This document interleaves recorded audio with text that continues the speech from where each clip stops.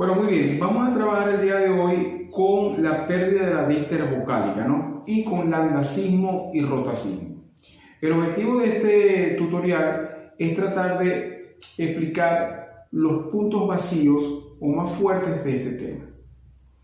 En cuanto a lo que es la pérdida de D intervocálica, primero tenemos que razonar y pensar qué es una vocal y qué es una consonante. Las vocales son fonos o sonidos de habla en estado puro, que no necesitan unirse con otro sonido para ser enunciadas. Por ejemplo, A, E, I, O, U. En el momento que usted pronuncia esas vocales, usted no necesita condensarlas con otro sonido. Eso no sucede con las consonantes. En el caso de la consonante, usted tiene que fusionar dos fonos o sonidos de habla. Por ejemplo, el fono D, D de dedo. Cuando usted pronuncia D de dedo, tiene que pronunciar tanto el fonema T como el fonema G. Se fusionan los dos y genera la T. Entonces la consonante es una unión conjunta de sonidos. Hay una diferencia entre los dos. Ahora, ¿qué es la pérdida de la D intervocálica? La D intervocálica es la D que se utiliza en medio de dos vocales. Por eso es que se llama D intervocálica.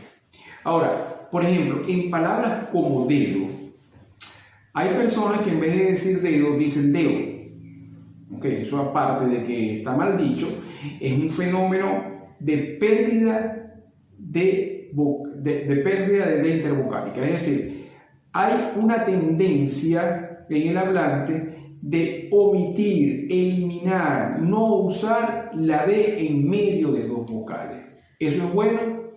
¿Eso es malo? Bueno, depende del ojo, de la perspectiva con que se evalúe o se mire. La mayoría de las causas que generan este tipo de anomalía o fenómeno, por lo general tienen que ver con el aspecto sociocultural. La mayoría de las personas que generan este tipo de fenómeno lingüístico, fonético y fonológico, la fonética y la fonología es la rama de la lingüística y la lingüística es la ciencia que estudia todo lo que tiene que ver con el lenguaje. Pero la fonética y la fonología se enfocan en los sonidos de habla. Bueno, la mayoría de los causantes de este fenómeno de pérdida de la intervocálica por lo general son personas que no tienen acceso a una competencia lingüística desarrollada o por lo menos mínimamente desarrollada. Cuando hay supervisión educativa y cuando hay un continuo desarrollo de las competencias lingüísticas a través de la educación, por lo general no se da eso. Es decir, que las personas cuidan mucho la pronunciación de la D intervocálica.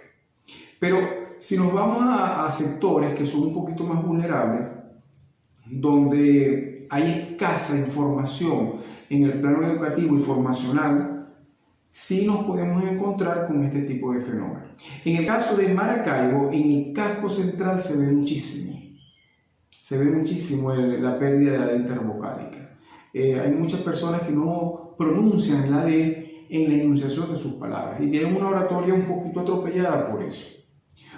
Otro ejemplo que también está dentro del tema de esta primera actividad es el rotacismo. El rotacismo se ve demasiado en Maracaibo, más que todo en el casco central de la ciudad y en las zonas aledañas y en los sectores también bastante vulnerables.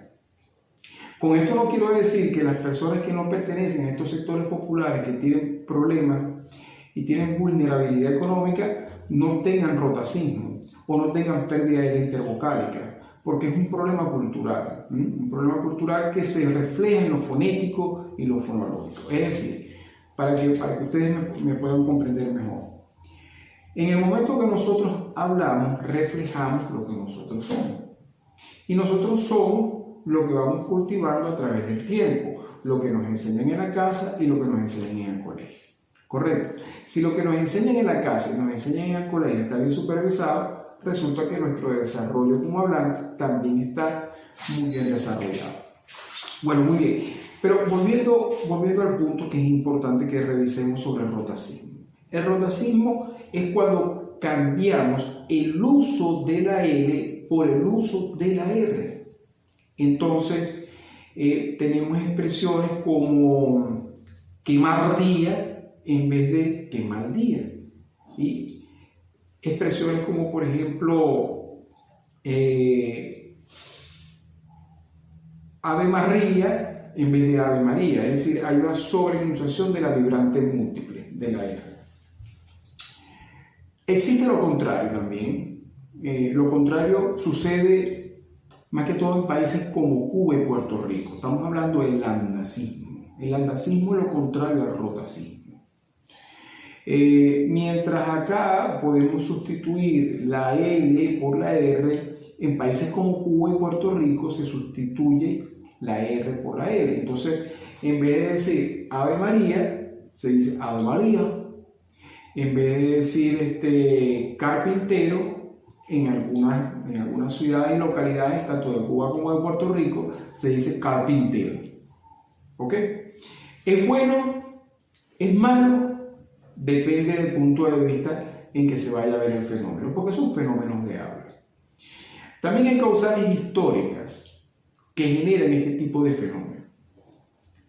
En el proceso de conquista se mezclaron varios idiomas. No solamente llegó el español, se instaló aquí en Venezuela y generó lo que nosotros conocemos como el español de América. O sea, el español que se desarrolló aquí en América y se desarrolló en América. ¿Qué sucede? Este español de América, en su proceso de crecimiento fonético y fonológico, en algunos sectores no desarrolló totalmente los elementos léxicos, fonéticos y fonológicos. Entonces, cuando se fue desarrollando la mezcla en Venezuela, los pardos, que eran la clase social que había en la época colonial, constituida por una mezcla de casi todos los sectores genéticos, no tenían acceso a la educación. Entonces, ese poco acceso a la educación no les permitió a ellos de repente desarrollar competencias lingüísticas, fonéticas y fonológicas, y eso se fue transmitiendo de generación en generación. Por eso, la buena comunicación es un problema cultural, porque es una situación transmisible de una generación a otra.